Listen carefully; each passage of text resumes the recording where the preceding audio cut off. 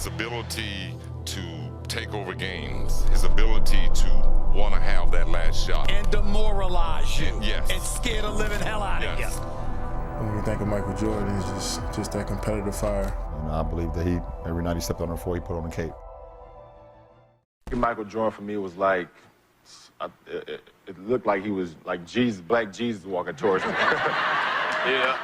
So when he walked in, it was like, I didn't know what to say. It was overwhelming to meet, to finally meet the guy that I've looked up to my whole life. Gets it to Jordan. Michael challenges and slams. Yeah, Mike dunked on me, but he knew I was there. That's why he got all hype. He knew I was in there because a couple of games back, we played him, and I was blocking his shot. Jordan went to the left-hand block by Mooney. He remembered that. So that dunk was big to him anytime he dunked on me, So, hey. Michael Jordan is the best player ever. Kobe Bryant, one of the best players ever. In your first year, did you play, was Michael in the league your first year? No, he was coming back to the Wizards. I worked out with him, actually. I do have a lot of stories. I worked out with him for 2 years on his comeback. Yeah, when he came back to the Wizards, worked out every single day. Charles Barkley is a great, great player, but Michael Jordan is in a class by himself, clearly superior to anybody else in the league. Have another drink, Bob. I would never say another player is better than me. Never.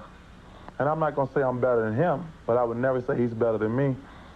Because I can play basketball with any basketball player in this world, but I would never say another player is better than me because he would have an advantage on me going into the game. He made me want to be an NBA basketball player. And, just to tell him, thanks for everything he brought to the game and open the door up for the rest of the players. Without his vision, I promise you, there wouldn't be no Hall of Fame Allen Iverson standing at this podium if it wasn't for this guy. He gave me the vision, man. And, you want to be fast like Isaiah, and you want to shoot like Bird, rebound like Barkley, pass like Magic, be dominant like Shaq. But, man, I wanted to be like Mike. We have a chance to play the world champions, and, the day will come where I'll step on the court with, in my eyes, the best basketball player that ever stepped on a basketball court. And it was just an exciting moment for me, and it was something that I treasure for the rest of my life. Do you feel that Michael is the best ever? I think so. I think he's not only the best basketball player, but probably the greatest athlete that's ever played any sport. And I'm growing up and I'm watching, this guy, Michael Jordan. I think all you guys know him, I think. So I'm growing up watching this guy on TV every day, and I'm like, wow, he's an amazing basketball player. Hopefully someday I get an opportunity to meet him. So I think it was my junior year in high school. I go up to Chicago and I go to a gym called Hoops where he plays basketball in the summertime.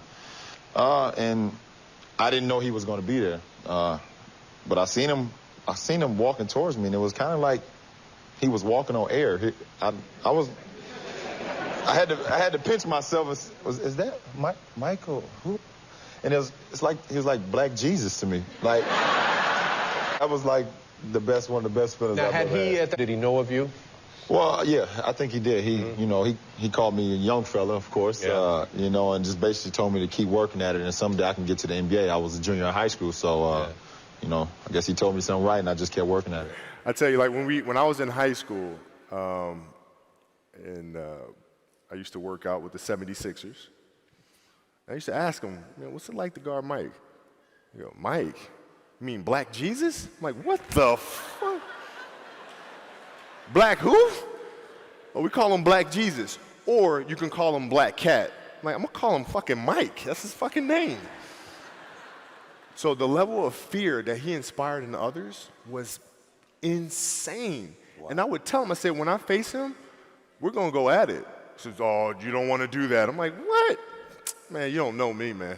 You took Jordan? I'm never going against Jordan, dog. I've never seen it. I thought Michael Jordan was Jesus Christ, like playing to be Michael Jordan. I swear to God, dog. Listen, man.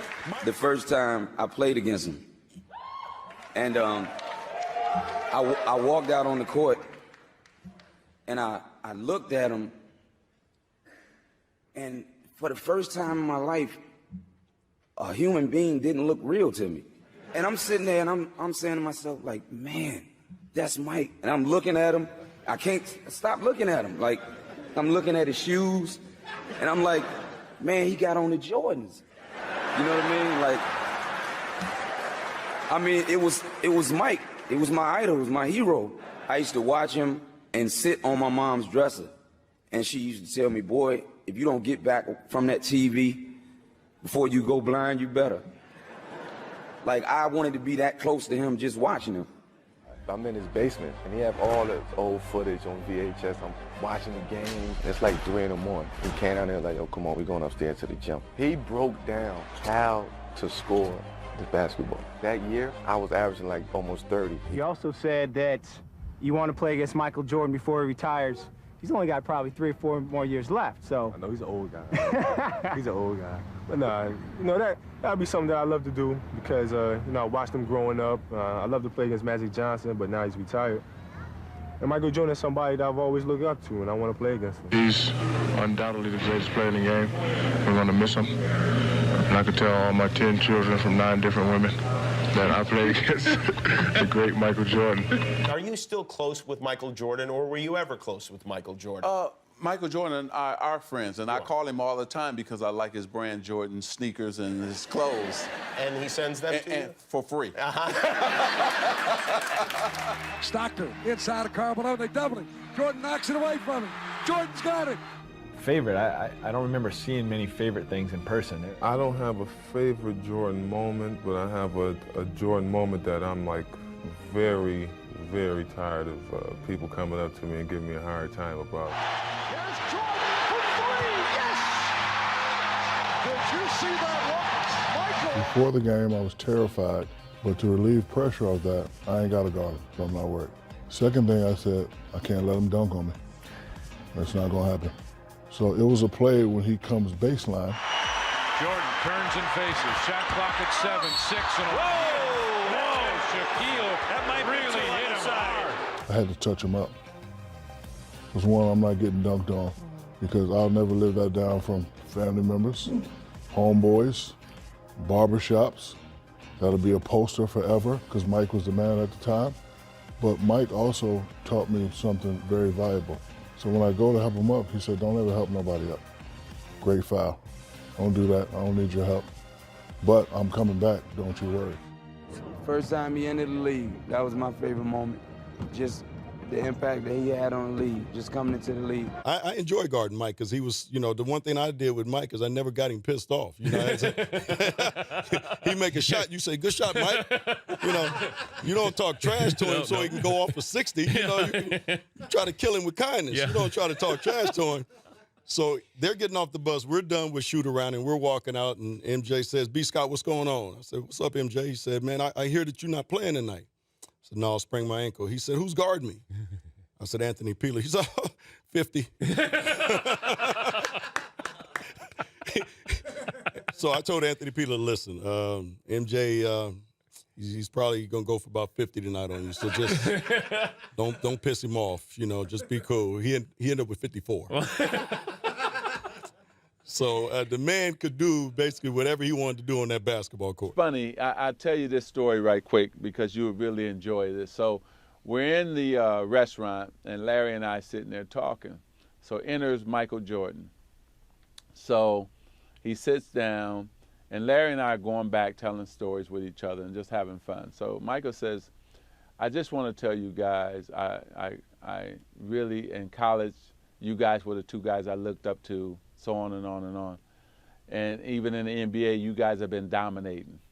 But he said, I'm just here to tell both of you, there's a new sheriff in town, and that's me. He announced it? He announced it to both of us. We both looked at each other and said, you know what? It is your turn, so go ahead, young man, go ahead. To this day, it's still super surreal for me.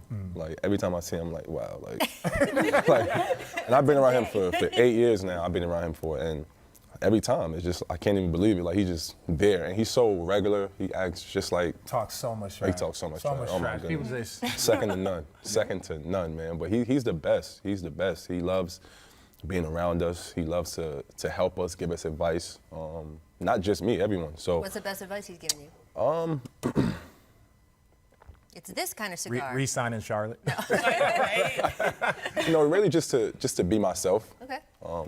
Which I've needed that a few times over the course of my career. So yeah, especially early on in my career, when I first came in, trying not to, step on anybody's toes, work my way in and things like that. He kind of pulled me to the side. And he's like, I drafted you for a reason. Just pretty cool. Come in and just be yourself, and that's how I try to be. My rookie year, we were playing the Chicago Bulls, and this is Michael Jordan's third or fourth year in. Okay. And we were playing the next exhibition game in some obscure place. And most veterans do not like to play in exhibition games. They want to get to the real thing. I'm a wide-eyed, energetic rookie, and we're playing this exhibition game, and Michael's going through the motion. And Chuck Person, who's on my team, who's a trash talker as well, is like, can you believe Michael Jordan, the guy everyone's talking about, who's supposed to be able to walk on water, you're out here killing him, Reg. This is in the first half. He's like, you should be talking to him. He's like, you're right, Michael. Who do you think you are? The great Michael Jordan? That's right. There's a new kid on town, right? Kind of looks at me and starts shaking his head. So at half, I have 10, and he has 4 points, right? And I'm doing all this talking. He's like, okay. Into the game in the second half, he ended up with 44. And I ended up with 12. So he outscored me 40-2. And as he's walking off, he's like, be sure and be careful. You never talk to Black Jesus like that. We played in college, and so I used to, sometimes before the game, before the night before, we, go eat or go to his hotel room, and he was really mad at Reggie Theus. Because when he got traded, when Reggie got traded, Michael was the draft pick coming in. And Reggie was like, there's no guy who can replace me that's a rookie. So he said, just tell Reggie that I'm going to get 45 tonight. So I went to the locker room. I said, Reggie, Michael said he's going to get 45. So he ended up with 43. And so he comes into the locker room. He said, I didn't get 45, but you got to come to Chicago. Like, now that's supreme confidence. That's supreme points. He was mad that he didn't get 45. I pretty much was watching him instead of just playing against him, I was like, I can't believe I'm on the same court, Michael Jordan, all that stuff. I was looking at the shoes and just looking at him and the ball head and the 23. Well, I have too many memorable moments about Michael Jordan. None of them are good for me. People really didn't want to believe a man could actually fly, and he gave everyone that belief that for a little bit, maybe they could. Whenever I see somebody play Mike or guard Mike, I used to always want Mike to take him to the hole and dunk on him. I didn't know if I was going to make the league. I was on a non-guaranteed contract. And I'll never forget one of my first exhibition games, we played the Bulls. And I was just trying to make the roster. And Michael Jordan gets the ball right in front of our bench. And I'm already scared to death. Like, God, I hope I don't get into this game. I'm not ready for this stuff. And he holds the ball out. He holds the ball out, and he looks right at me. And I'm on the bench, just kind of like, he holds the ball out, and he goes, watch this. And he turns, he went right around Dan Marley, bam, dunks it, looks back at our bench, and just starts laughing.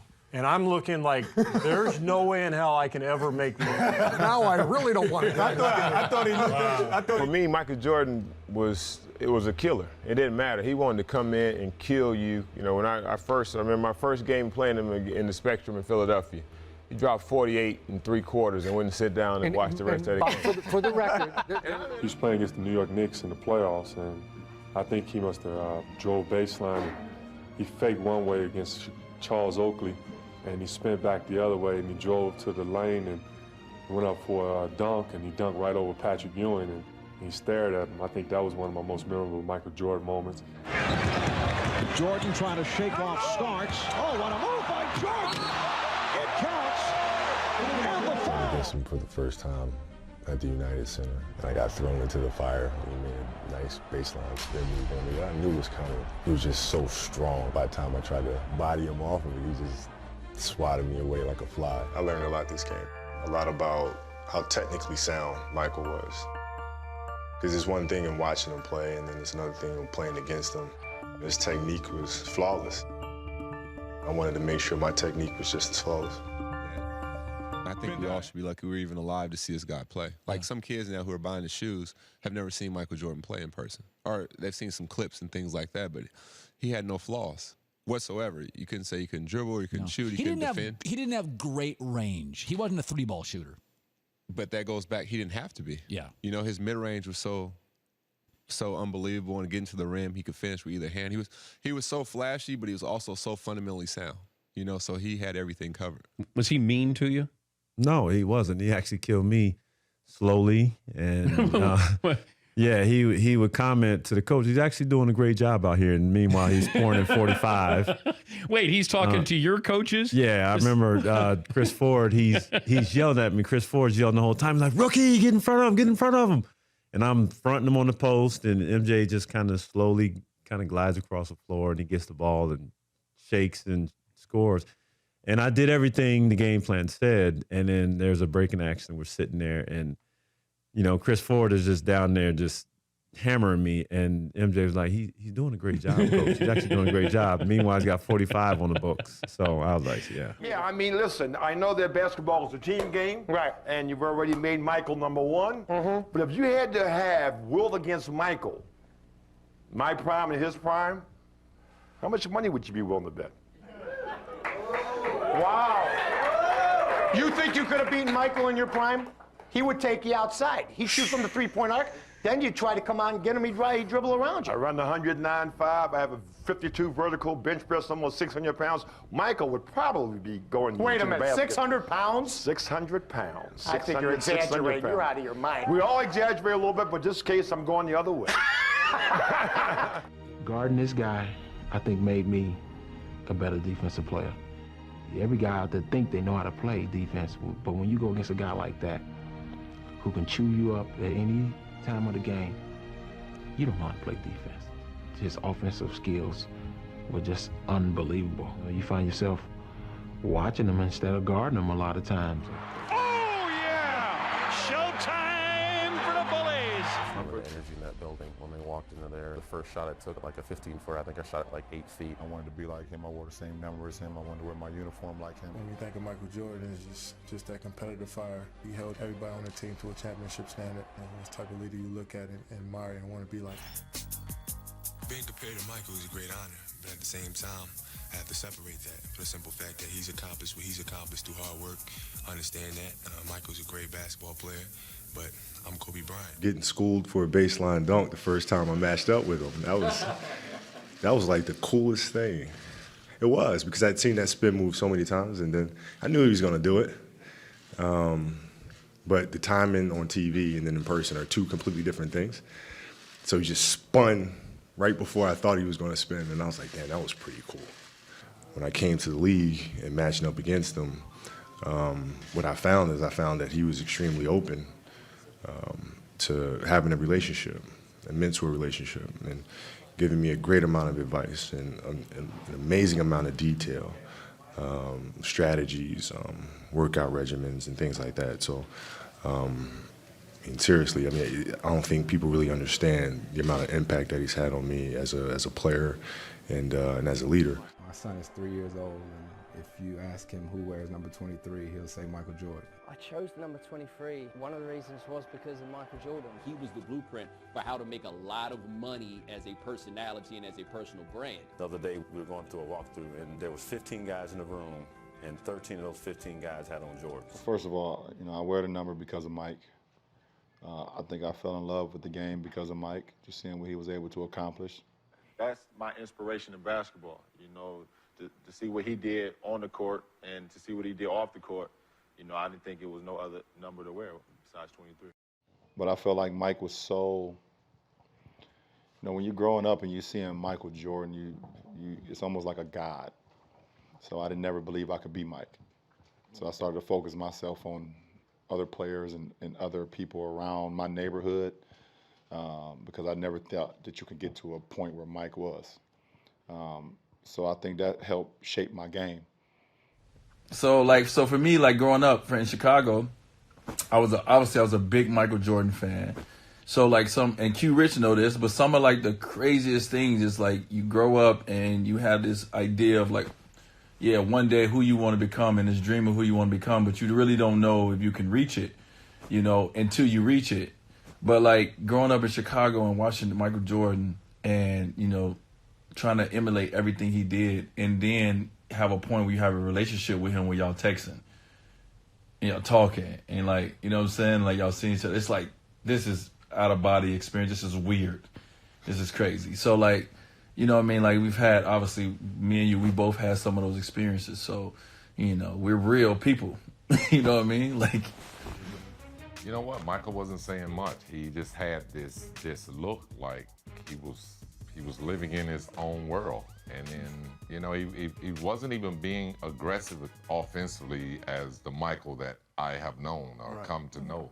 But throughout that game, you could just see he started to feel it a little bit. And as always, once he started to feel it, we just flooded with the basketball. But, you know, he was very quiet, didn't say much when he went to the bench. He was just kind of in his own world. And for guys who never played with Michael, I've played with him, so I've seen these moments where he kind of shunned everybody out. Right. And that was one of those moments where he was just trying to gather himself and just, you know, stay in the game.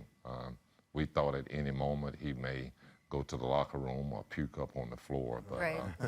If you're picking and you're the coach or you're playing and you need the running mate and you could have LeBron or Michael, who you picking? that's a dumb question. You're gonna ask me. I'm going to take LeBron or Michael. I've never done anything with LeBron, so I wouldn't take LeBron to the movies with me. Good, okay. I just wanted to. I thought Jesus never will retire, you know. I know Jesus worked 7 days a week, or 6 days. He rested on Sunday, didn't he? Well, Michael Jordan played on Sunday. One time, and it's not even talking, one time we played the Bulls, and we get off, and we're in the playoffs, and we're in Washington. We get off the bus before the game, and Juwan and Jordan are cool. Jordan parks inside his Ferrari. We're getting off the bus, and he's smoking a cigar. Before the game? Before the game. And he's like, who's going to check me? Everybody, and we let him down, but we all pointed at Calvin. And Calvin Chaney. And now I think about it, he didn't say nothing. He was just, you know, he planned it, but. Sometimes he'd walk by the bench and go like, you know, to all the guys, you want to win? You want to win this game? And he would say to me, get so-and-so out. He don't want to play tonight. He was hard on all of us, and he rode us and lifted the level of intensity and competitiveness of practice every day. He was such a fierce competitor to where he would get into it with his teammates in practice. One time, he actually punched Steve Kerr. And Kerr laughs about it now, but you got to figure that in the moment, that's not something that you take lightly. That particular day, it got a little ugly. There's a lot of trash talking, and I remember just feeling disrespected, and so I sort of went back at him. The whole thing ended pretty quickly, but it was an important moment because his theory was if you couldn't handle the pressure that he could put on you in practice, there's no way you'd handle the stress of the finals. Big shot, the guy falling down, not be able to get to him. 17 seconds from Game 7 or from championship number 6. Jordan, open, Chicago with the lead. You don't seem like a trash-talking kind of guy I'm to not. me. And I never talk trash but one time in my entire life. With Jordan? With Jordan. Oh, all right. First ever time ever talking trash. So we're with the Dream Team. Okay. And for 3 days in a row, we had came into a tie because what Coach Daly did, he split the team up East versus West. So Barkley, Jordan, Larry Bird, Pippen, and Patrick Ewing all played in the East. Wow. And then we had the West guys, myself, David Robinson, Malone, Mullen, Drexler, and John Stockton. So we would play every day, tie. So this is the 4th day. And we got out on them about 12-2. And I said, I'm gonna really rattle his chain. So I went over there, tapped him on the shoulder, and said, hey, man, if you don't turn into Air Jordan, we're gonna blow you out today. Jimmy, his eyes got big. Usually that tongue come about right here, now it's way out. He broke the huddle, he hit a 3, and he's looking at me. So he came down again, hit another 3. So So the greatest shot, now I've been involved in all three of them. First, Dr. J walked out in air, out of bounds. Oh, yeah, Reverse layup, under. Right. Michael Jordan in 1991 came down on us with the right hand, tongue out. He switched in midair to the left, spun it against the glass. Now, this is the greatest shot I've seen. He came down the right side, took off. David Robinson took off. And he said, okay, I'm gonna just sit here in the air. Because I know David Robinson is gonna go down. So David Robinson went to the ground. He 360, tongue moving, and dunked it. In a practice game. In a practice game. And I was like, oh my goodness. And I was just stunned, and all of us were stunned to see him hang in the air that long and 360.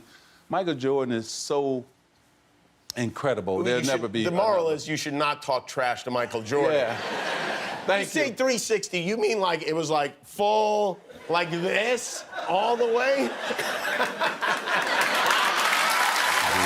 I think Jordan is the greatest of all time in my book. You know? What makes him better as a basketball player? Not the rings argument. What makes him better as a basketball player, like Scotty just described? What makes him better to you? For me, I think just completely just taking over games, you know, when it really counts. Not deferring to anybody at any given time. Yeah, there's times where he passed off to a John Paxson or, you know, a Steve Kerr. Yeah, but when it's time to get a bucket, I mean, MJ was that dude to take over a game, averaging 40 in the finals one year, winning that championship. I mean, defending the best players. Exactly. I can't. He's just the greatest to me, man. What are your recollections of that day? What is it like playing in a Game 7? It's awesome. That's the ultimate stage, literally, especially when you're going against Michael Jordan, Scottie Pippen, Dennis Rodman, Tony Kukoc. The Bulls won 6 championships. They never went to Game 7 except against us. And what I remember the most, beyond the intensity, because I was playing with some tremendous veterans as well, R. Mark Jackson, Reggie Miller, one of the top clutch players in NBA history, Chris Mullin, one of the best strokes in NBA history. Going against that team, I just remember us being up 18 points in the first half, feeling like we might actually beat the Bulls. Then all of a sudden, it was like a video game. We couldn't get the ball past half court. I'm dead serious. It was like a college team playing against a freshman team. We couldn't get the ball up. Michael Jordan, Scottie Pippen, two of the best defenders of all time. It seemed like they stole the ball and Ron Harper from us literally every time down, got the lead back. Rodman had 20-plus rebounds. Kukoc was hitting threes off the bench. They were the Chicago Bulls. They went on to win a championship. He was 40 years old. He was coming back with the Wizards. It was early in the morning, and I get a call from Tim Grover saying, MJ said you can meet him. So I go down there. I get there at about 7 in the morning. He's been there already for an hour. He was 40 years old. Like, he's been working out for an hour. So he's working out at 6 in the morning at 40 years old to come back. So I think just his work ethic, it's no secret or surprise of how great he was, obviously, but his talent level, he was so driven, he was so competitive. To see him lose a game in the summer session, he would go sit in the corner by himself. Like, he was just unbelievably competitive. Chris Mullin tells a great story about the Dream Team. Everybody getting out of the way. You and Michael going at it in a practice, very loud through curses. Put us there, Magic. Put us there. I always challenge Michael every day, and sometimes I would win, and most time he would win. You know, we would play a lot of shooting games, a lot of free throw games, a lot of three-point shooting contests. I mean, we're two competitive people, and so I wanted to push him, and he wanted to push me. Mike, come on, man. Be for real, you haven't got me yet. Huh? Mike, Don't even try it. You want me to go call Scotty? You have to call Scotty. Boy. What you gonna call Scotty for? I haven't got you recently. Yeah, I agree with that. No, you haven't got me in the 6 years. 1, 2, just go and say it. He never dunked on you? No. Never? He said, I'll get you one day. No. He never dunked on you. He never put you on the highlight. No. No? He said, I would love to have you on my poster, but it's not happening. It's not going to happen.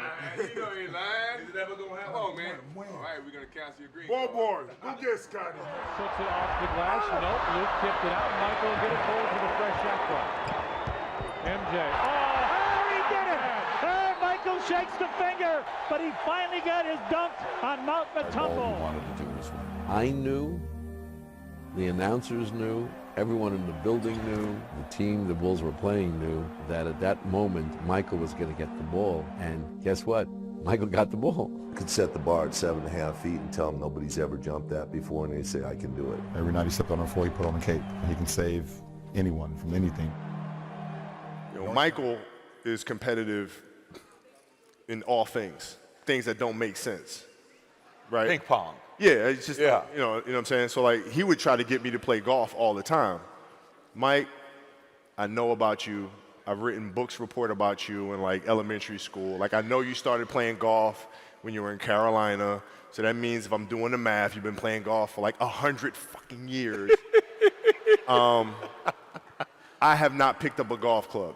Ever. Ever. The last thing you're going to do is get me on a golf course and annihilate me.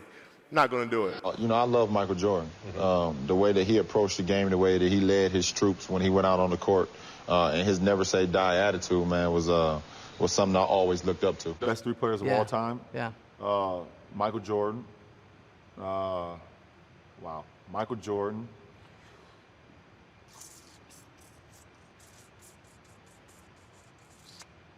Wow, this is tough. Michael Jordan. I came to Cameron Indoor Stadium to play against Duke. During the game, Michael hit his head on the backboard. He had to stop the game. And when we broke the huddle, we kind of looked at each other going, do we have to go back out there? That guy just hit his head on the backboard. He took it easy on me. He did. He only had 36 points, and they won by 6 in overtime, but you didn't take it easy on him. Do you remember what you did? I fouled out. 25, 15, 11, and 6 steals. None of those steals were against when I was guarding him.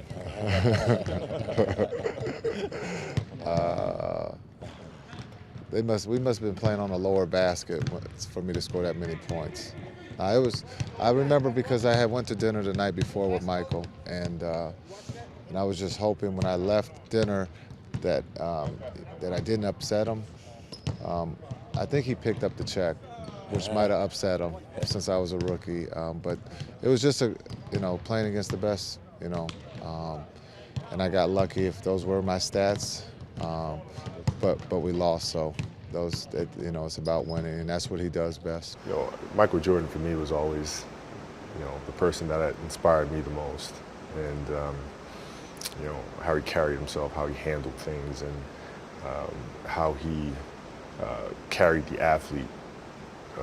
The black athlete, not just in the United States of America, but became a global phenomenon, and saying, okay, a black athlete can reach the masses and inspire the masses on a global scale. My favorite basketball clip in the world, Finals, Game 6. 5 seconds in regulation. Michael Jordan sitting on the bench, tired as hell. Game tied at 86. And he looks at Steve Kerr and says, they double me all the time, I'm gonna kick it to you. He comes up, I'll be ready. And guess what? It is Michael Jordan time. Scottie Pippen looking for Michael Jordan. Checks the clock. 5 on the 22. Here's Jordan. Did not have the shot.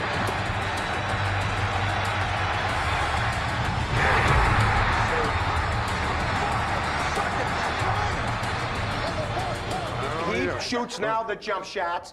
He's going to win 5 world championships, and you had players on your team that you could have won more. I have a friend of mine who I talk to about once a week. You know what he says about Michael's 4 championships? He doesn't say anything about it. Because he has 11. Bill Russell. But this is amazing. And you don't, wait a minute, and you don't say he's the greatest because he has 11 championships. Casey Jones has 10. I don't think, you can predicate how great a guy really is or because he has championships. There's a lot of guys on those championship teams who've done nothing. Michael happens to be, if you want to say Michael's the greatest, I think he deserves all the accolades that you really want. I think the man has done more for basketball than any one individual. Even you. Any one individual. And I'm also saying, too, for those players out there today who maybe don't quite respect Michael as they should, almost all of them should be giving about 10% of their salaries to Michael because they, you know, that's who they owe it to. You understand? And 10 more percent. We're up 8. Mike is 4 for 16 from the field. He's having a really rough night. Right. So Derek decides, because there's about 10 minutes to go in the game and we're winning, he decides to say to Michael Jordan, who's having an off night, "Hey, Mike, shit's not falling tonight, Mike. You're having an off night, Mike." Really? 24 points in the last 10 minutes. His last jump shot, this is no lie, catches the ball in the post. He does the typical Jordan fadeaway. He's fading towards our bench. He knocks down the shot. They go up by 6. He turns to the bench and says, "Shut up, you little bitch." True story. Well, I happen to be the only high school player there, and it was mainly a freshman in college.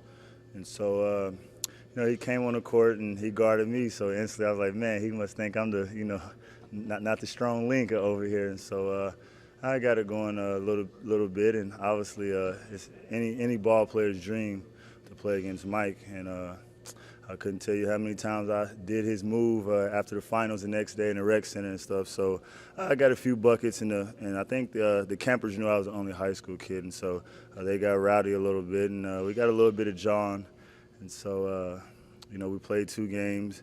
I think we split 1-1. It was a team game. And then he said, "Okay, now let me handle my business." And he looked me in my face and said that. I'm like, "What you mean?"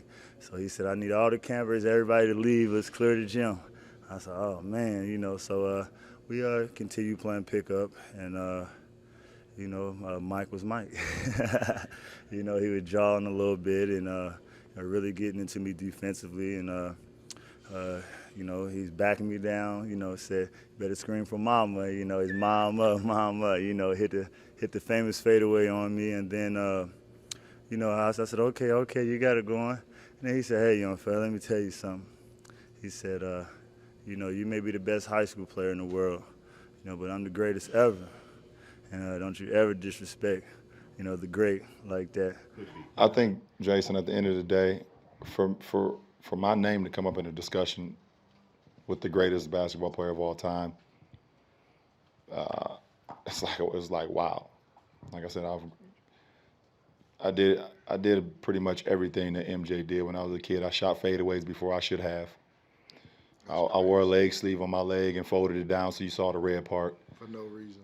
I wore black and red shoes with white socks. I wore short shorts so you could see my undershorts underneath. I didn't go bald like Mike, but I'm getting there. But I'm getting there.